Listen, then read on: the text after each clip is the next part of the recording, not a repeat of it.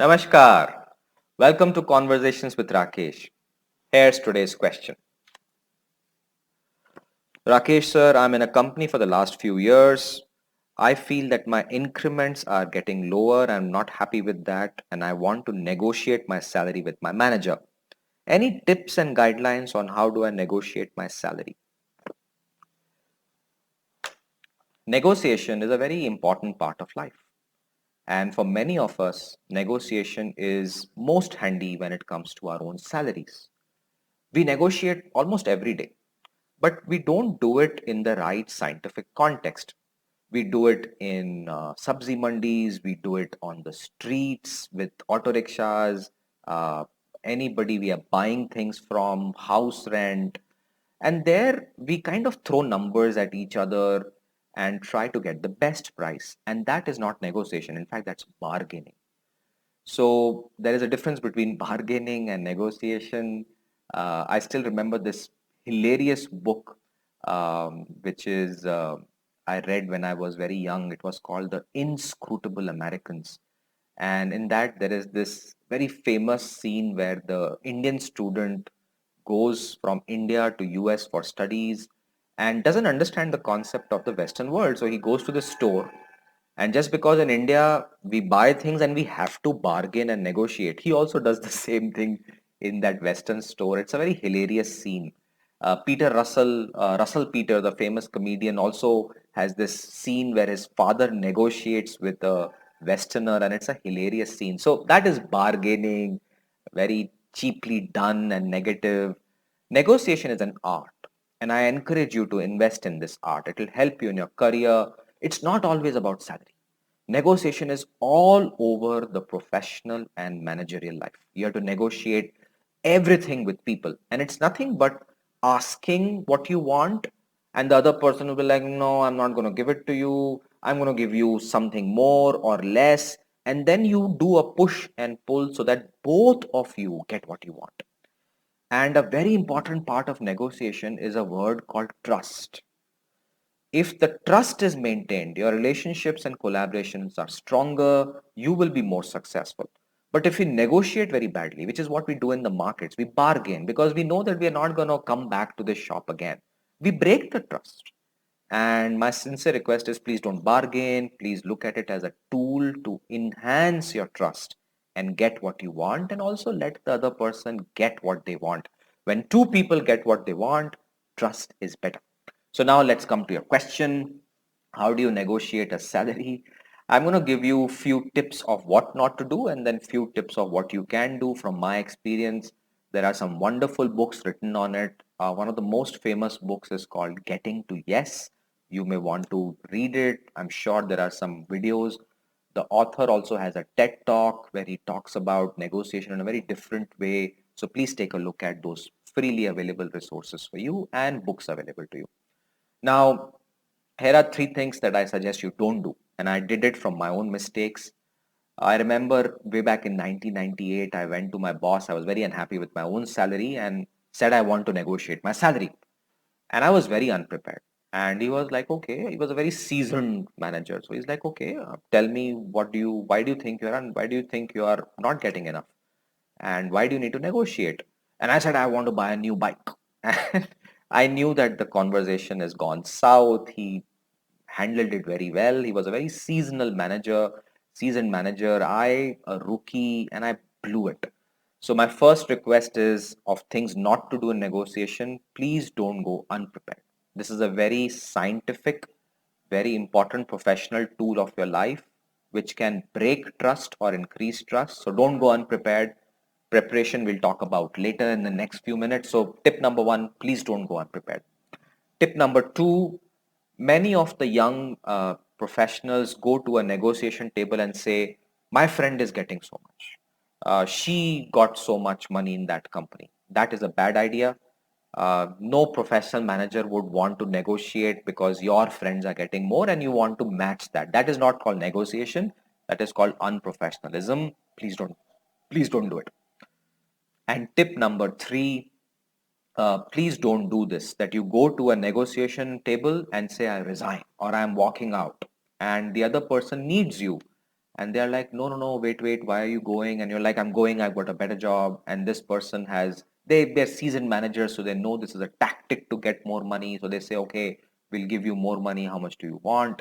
And that negotiation happens. So to me, that is the worst form of negotiation because it's a hostage crisis. You're really not negotiating. You're just, you know, you're important to the company or the manager. You're resigning. They need you. Some delivery is important.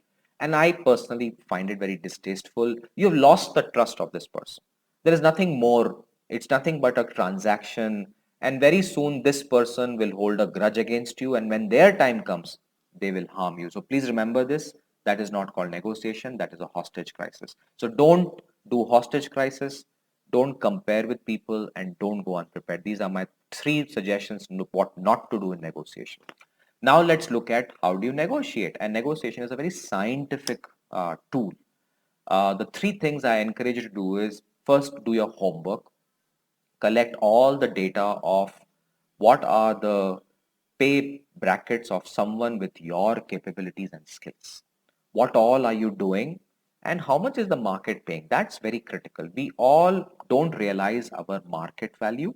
I think we should once in a while check our market values.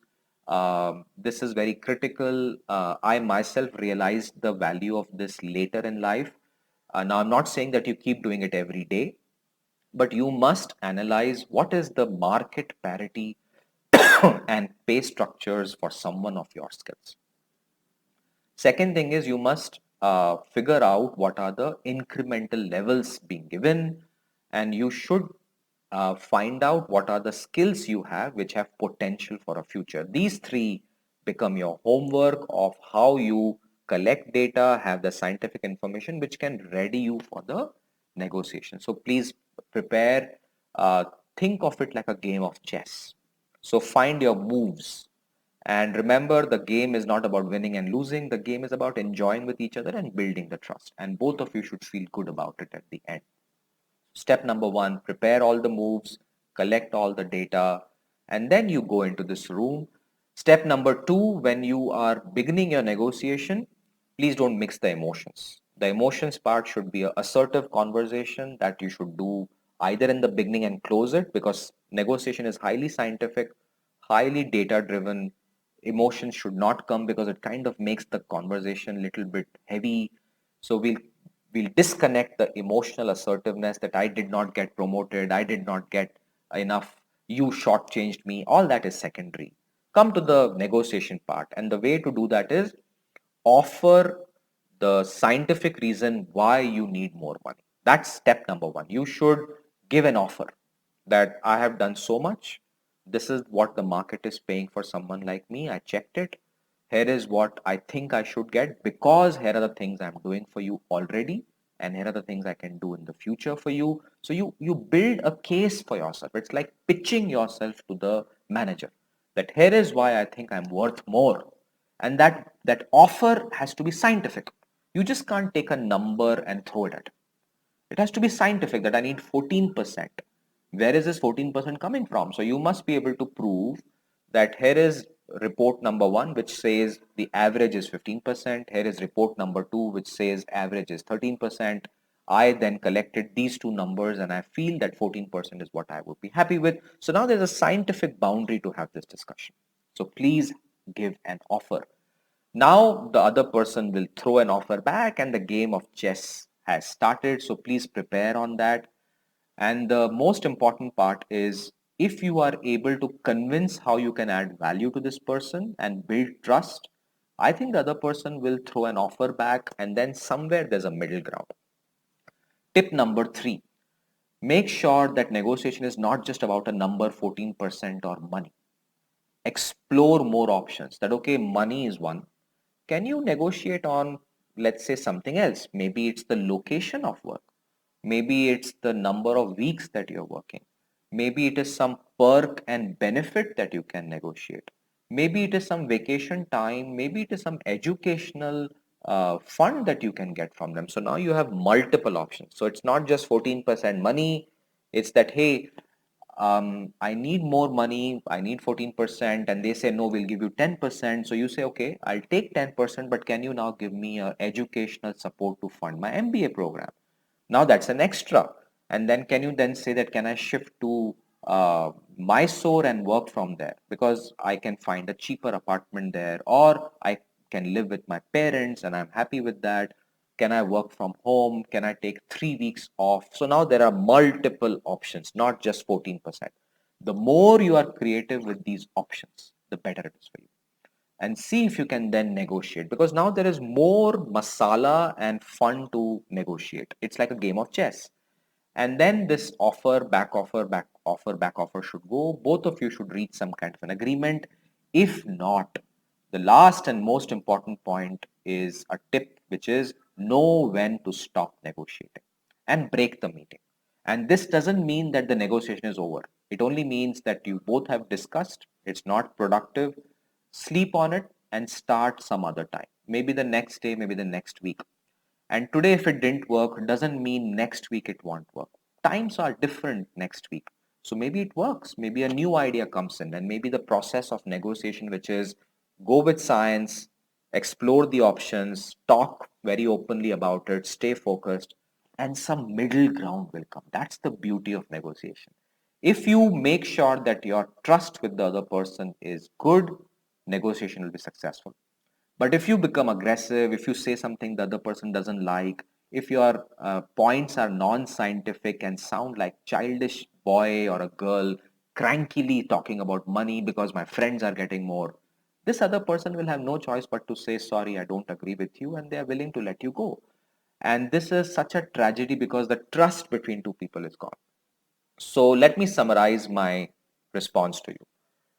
Don't think of negotiation as a way to earn more money. Think of negotiation of earning more trust with your person and cherish it. Please think of negotiation as an amazing scientific process to give, get something, and go prepared. Give what you can offer, listen to what they have, and come to the middle ground. And last, know when to stop, because this may not happen in one meeting, it may take multiple meetings. And if you can follow these techniques, I have a feeling that you'll negotiate a lot better. You'll be able to manage your trust, and you'll come out with a smile and say, hey, I got what I wanted, I got so many options, plus I maintained a trust for them. Stay safe.